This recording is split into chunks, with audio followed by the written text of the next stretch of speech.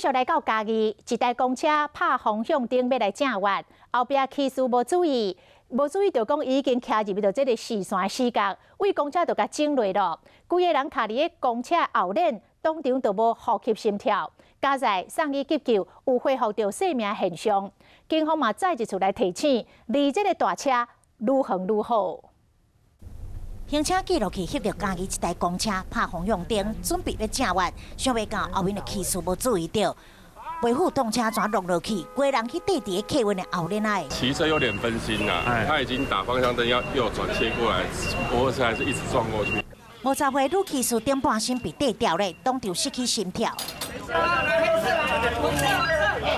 消防人员赶到位，赶紧用这器材把公车连起来，救伊出来。 这条温急救了后恢复心跳。那个时候你有看到吗？我就是有听到声音，我马上就停下来了。驾驶讲，伊无看到骑士是不是视线死角造成的车祸，警方也在厘清中。不过大型车的内链差大，加上车体悬、车身长，车辆前后面甲左右245度拢是视线死角。除了驾驶爱小心开车，也要提醒骑车的人一定要保持安全的距离，唔通以为讲大型车拢看会到你。